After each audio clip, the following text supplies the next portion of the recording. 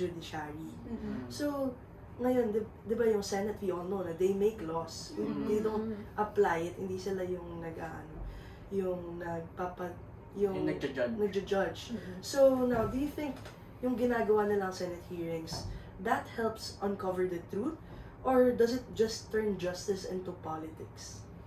My insight regarding that is siguro in a sense, it is helping to uncover the truth given nga na, let's talk on the positive side, they are publicizing yung mga nagiging Senate hearings natin, diba? I mean, nagiging Senate hearings nila. So in a sense, parang mas nagiging aware tayo sa kung ano talaga yung nangyayari. Pero, at the same time, I would say that this approach leads more into a political play. Kasi one thing that I really noticed na is in the nature of their positions, diba? Legislative is more on lawmaking. Kahit na sabihin natin may committee sila on investigations, ang pagpapataw pa rin ng hustisya sa isang parang alleged na criminal is nasa judiciary pa rin, diba? Pero ang nangyayari nga ngayon, walang parang nasustall yung pagbibigay ng justice sa taong bayan kasi nga parang nakafocus na yung investigations through Senate hearings. I think maybe it's just me, pero there's something na parang there's a hidden or ulterior motive bakit ginagawa yun ng government and why it appears that they are stalling. Saka diba, sa social media, we can see naman na ang dami talaga nagsasabi na puro tayo Senate hearing, wala namang nakukulong. Like, wala namang justice eh. Kasi, yes, Senate hearing, they investigate. We investigate, we try to know kung ano ba talagang nangyari or there's someone or something deeper dyan sa controversial issue na yan. However, walang mananagot. Kasi, Senate hearing lang. Paikot-ikot lang. Paikutin nyo lang yung topic doon. Like, investigate, ask question, answer the question, investigate, send proofs. Pero, what's next? Diba? Nasaan yung kaso? So, bakit hindi pa natin siya iakyat na talagang magkakaroon na ng accountability and justice and masaserve na sa taong bayan kung ano ba talaga yung deserve nila? Like, hindi tayo hanggang Senate hearing lang. Like, we should serve justice na. And the people na involved doon should take accountability. Kasi ilang issue na ba yung nangyayari dito? Ilang Senate hearing na din yung nangyayari? Ilang Senate hearing na yung na-public? Diba? Open for public. Ilan na yon? Pero ilan ang nakulong? Walang na-implicate. Kaya I think it's parang lang talaga, there's something talaga wrong with it. Not really wrong, pero I just find it really weird na, ayun nga, may mapapublicize na issue. What will be the government's response? They're gonna issue a hearing. Tapos, after that, it's gonna die down. Hindi na uli mabibring up. Tapos, again na naman, it becomes like a cycle of political play na, ayun nga, may mabibring up na issue, then again, the response, and then it will die down.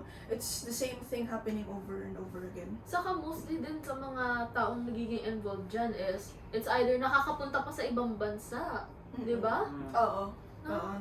Para silang tumatakas lang sa nila. Kasi wala naman silang kaso eh. Kaya pwede silang maka doon. So, paano naman yung taong bayan? Like, kinorap nyo, lipad-lipad ng paalis. Ganon, di ba? I'd like to add something din na parang they're only focusing on the contractors. Pero kasi sino ba yung nagbigay ng projects? Parang wala walang Saka mangyayari. yung nag-approve ng budget. Oo, sino nag-approve? Sino nag-set ng projects na yun? Kanino naka-name? Parang wala, puro contractors lang. So, kagaya din talaga siya nung nabanggit mo nga kanina na it's just the surface level of this issue actually. Kasi, ayun nga, parang they're, in a sense, it's like they're using the contractors as scapegoat.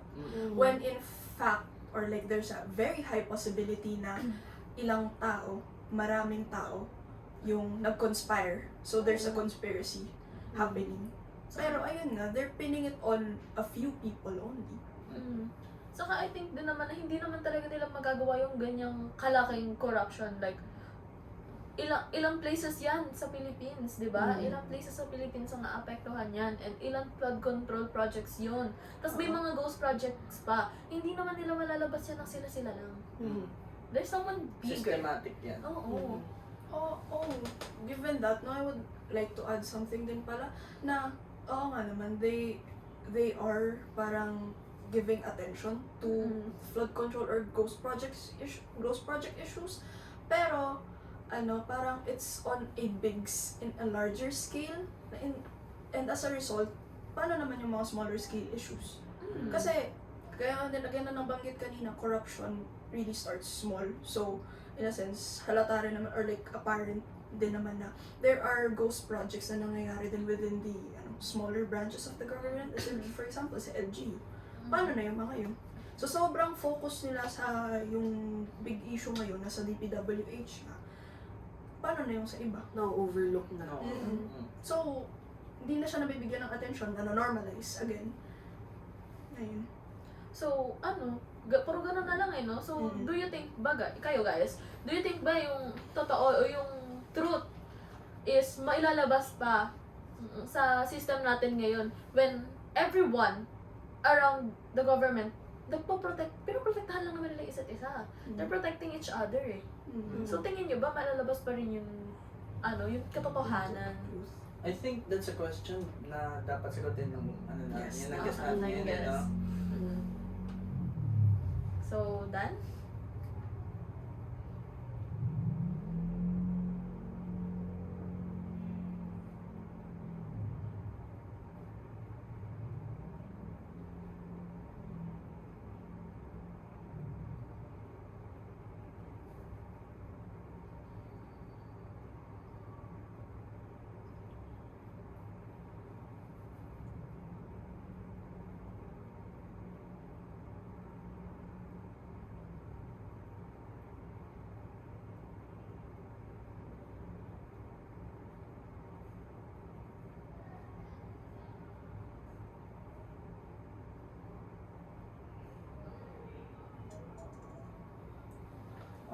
Ang sa akin naman dyan is yung tingin ko hindi lalabas yung truth sa ganitong sistema. If ever man na lumabas yan, ibig sabihin may nagbago sa sistema. Kasi yung sistema is naka-design para sa kanila, maprotektahan yung isa't isa eh.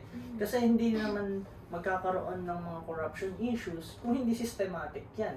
Kaya nga lumalabas yung mga yan. Kasi may chance na natimbrehan lang sila. Like, it is so much, sobrang daming nawawala, napapansin na talaga.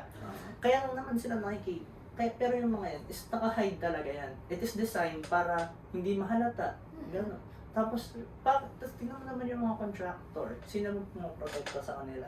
Yung mga nasa senador, yung mga senador din. Ano man dapat na trabaho ng senador? Diba dapat imbestigahan yung ginagawa nila? Dapat i-reveal sa mga Pilipino, yung dapat na i-reveal sa mga Pilipino yung dapat nilang malaman na ginawa ng mga contractor na yun. Kahit nasa bababa man lang sila. Diba?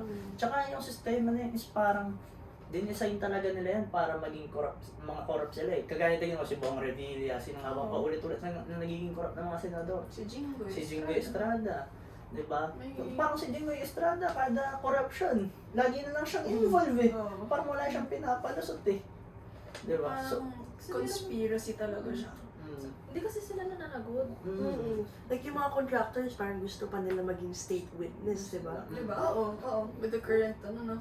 Bakit magiging state witness?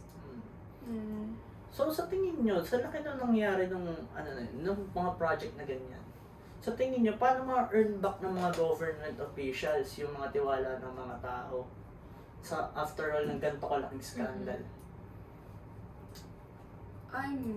As for me, I'm not sure how. Kasi it has run so deep into, within the Filipino community na parang, ako nga, pag iniisip ko, parang sobrang hirap na talagang mabalik din nung tiwala na yun. Pero, one thing that I could say actually about this is, parang, wait lang, na-mind block ako eh. Shit. Hindi Ano sinabi ko kanina? Ikaw din eh, parang Pinasok mo similar yung din. saan? Ayun, Yung sa wala. kaya pala.